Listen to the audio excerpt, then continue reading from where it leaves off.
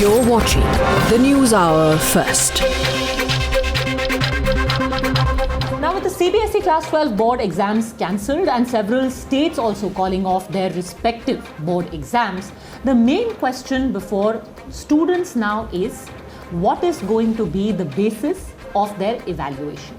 The second question which all of them are faced with, how will they get admission into institutes of higher learning, especially those where their marks are the main criteria? In courses where there are no entrance examinations, how will they be evaluated considering that this has been an all-pass year? To answer all of those questions, and by the way, today a committee has also been formed by the government to look into all of these issues and get back with a report within a week. The government, remember, has to go back to the Supreme Court within 2 weeks with an evaluation formula. So let me put that question to our guests. Joining us on the show, Professor P.C. Joshi, Pro-Vice Chancellor of Delhi University, Professor Mahesh Verma, Vice Chancellor of Guru Gobind Singh Indraprasth University, and Aditi Mishra, Director Principal of DPS Gurgaon. Professor Joshi, I want to start by asking you, for every year for admissions, there was the fight for cut-off marks. The better you fared in your Class 12 exams, the greater likelihood of you getting into the prestigious courses of Delhi University. How will that criteria work out this year? Are you asking me?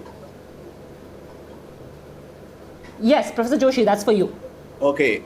Now, I must first of all tell you that these are very unprecedented circumstances which have actually forced Government of India to take a very, very uncommon decision. So these are very tiring times that we are passing through.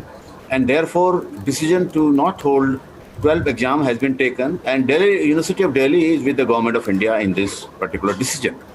Now, we have actually, CBSE is a very, very experienced and mature secondary board that we have in our country, and so are many other state boards that we have.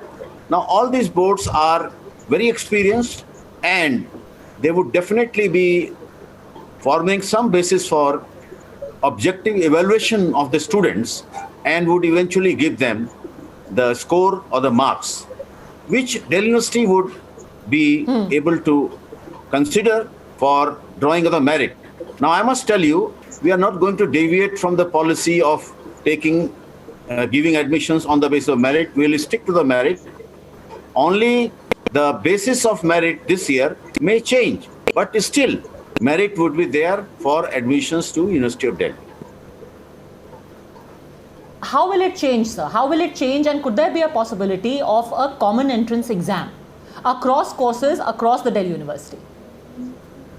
Okay, now, you are talking, there are two things. Now, how will it change means this year, I think they are not going to give marks on the basis of the final examination. So marks, maybe they are discussing it, and I think they will come to some good conclusion. The marks may be given on the basis of continuous evaluation, but but ultimately the marks would be there. Secondly, you're talking of entrance examinations. I must tell you that this year, a high-level committee sat together and decided that there should be a common entrance test for the central universities, 42 central universities of India, and this was called as CU set. Now, CU set is all in place. It has been submitted to the Ministry of Education, and they can implement if they want, but of course they would be assessing the situation. Now, this CU set has to be conducted by National Testing Agency. So there is a examination called DU-JAT, GAT, which is a entrance test for some specific subjects in Delhi University, which is also conducted by the National Testing Agency. Now, I think right now the situation may not be conducive for entrance test, but if the situation improves and the National Testing Agency and the Ministry of Education decides to take common entrance test, Delhi University would definitely welcome it. Otherwise, if the tests are not, it's not possible to hold those CU sets, then of course we are going to rely on the marks given to us by respective boards. Ms. Mishra, what do you think is the best method over here? Is a common entrance test for all courses the best idea and would be the most fair to students? Well, if the safety viewpoint has to be taken, and if it is unsafe for the children to come out for a board exam, I think it will be equally unsafe for them to come out for a joint entrance exam, unless it's done online from their own homes. That's the only thing I can think of, because if they have to come out to centers, then we are again creating a super spreader event, if not in a board center, then in a NTA center. So I don't think that is a very valid or a very correct decision to take at this moment.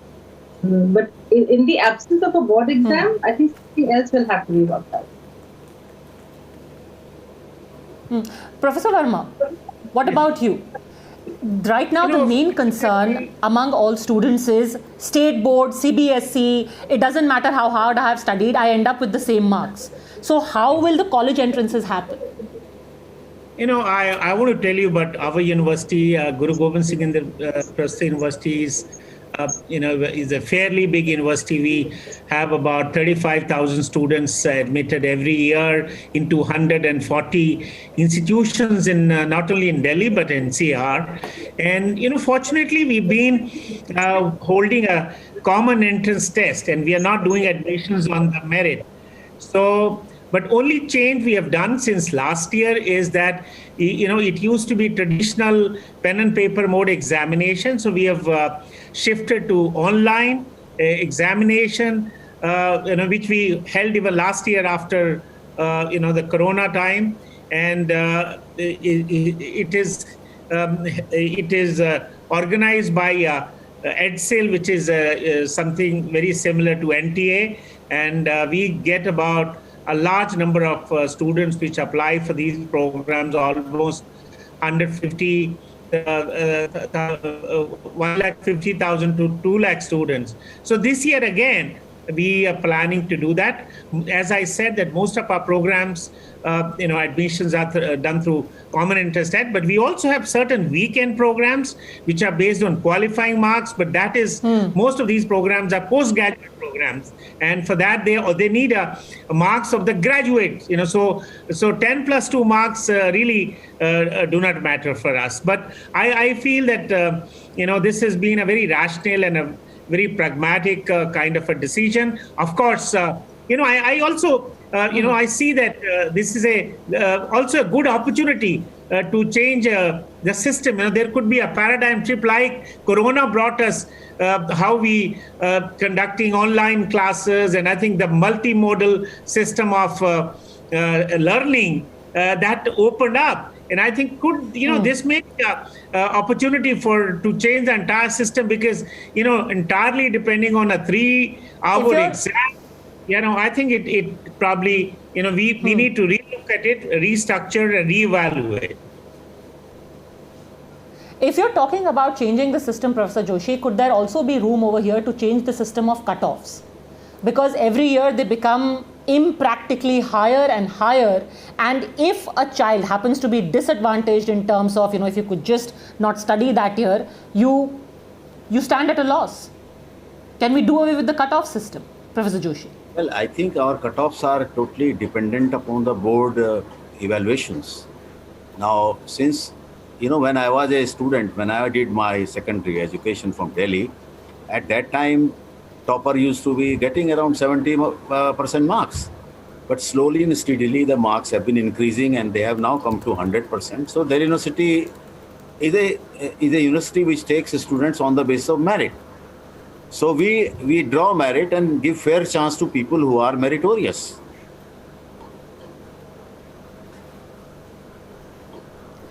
Yes, but in the current context, do you think that system of cutoff still works? In this year's context, why not? The pandemic context. Why not? Because let me tell you that I have full confidence on all the boards that we have, including CBSE, and they are now discussing and they are coming out with the objective criteria of giving marks to students based on their abilities, based on their merit, and this is the marks that are going to come to us, and we are going to draw our merit like we did other years as well. What are the kind of concerns that you hear from your students, ma'am, especially given that there's only 2 weeks time left where a formula is to be arrived at? What is the general consensus which children and parents and you as educationists feel is going to be the most fair? and the most helpful to arrive at marking? So there's a lot of conversation going around what how the result should be, year-end result should be calculated, and there are various viewpoints that are coming up, whether class 9 and 10 should be included, whether only class 10 board exam should be included, whether we should bring in class 11 assessments as well. So between you and me, the students and the parents and all of us as teachers are quite wary of class 11 being included, because that is one year where children's grades normally dip. After the 2 board years, they take that year a little easy. They get into a lot of co-curricular activities, and somewhere I think academics goes into the back burner. So all of them start working well in the 12th. So I think an ideal sort of a situation, which I think is being discussed, is taking the internal assessments of class 12, keeping in mind the evidences, because I think all schools have done online assessments. We've done proctored exams. Some of us were able to have even offline exams in the month of February and March, when the situation was somewhat better. So we have pretty authentic marks in our hands. In addition, the advantages, we've all been able to, at least 80% schools have been able to have practical exams, which are done through external examiners and face-to-face in small batches over March, April. So those 30 marks is what we are holding on to. Like I said, if the internal assessments can be taken into consideration, that would be, in my opinion, the happiest situation for schools, for children, and for teachers and for parents. Professor Verma, do you think this seems the most reasonable option at this point? I think some sort of criterion has to be worked out, which is to be fair, objective. It has should have a high satisfaction level, and also quickly, because time. What to your mind? If I was to put you in a parent's shoes, what to your mind could that formula be, which is fair, objective, and most satisfying for most people? I think, in order to, because if the pre-board assessment only is a criterion, that may not be very fair. I feel that it could be, in order to make it very fair and continuous, maybe 10th, 11th, and 12th, or 10th and 12th, marks and plus internal assessment, so that it is not just reflective of what has happened in class 12, because now, since it is a kind of assessment which is assessed over a time. So I feel that it could be, we could span it out. We could include more time, and we could include, class 10, maybe class 11 or class 12. So that could be, because it'll be very fair, because otherwise sometimes these students, they don't do, mostly what happened, the pre-board exams are not so focused, and the teachers also assess it very strictly, so students get less marks. So I feel that if evaluation over a long period is done, and based on certain, of course, objective criteria, I think it will be more satisfying, more fair, and will be good for the students. Professor Joshi, will admissions be on time this year? Well, I think admissions. When do you think the entire process would likely maybe stand? delayed, because as we are seeing that most of the boards are now cancelling the exams. Now, if that is the situation, then we might start our registration from mid of July itself.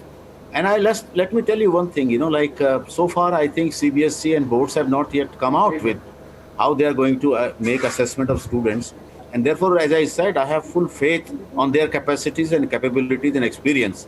But let me tell you one thing, from the University of Delhi side, we will not be putting students to much difficulty. We'll try to make their life easier. I can promise it from your channel. Secondly, whatever is the situation, we have standing committee and admission committee and academic council in University of Delhi, which are statutory bodies, and these bodies are going to discuss, debate, threadbare the situation, and will come up with student friendly policies for admissions this year.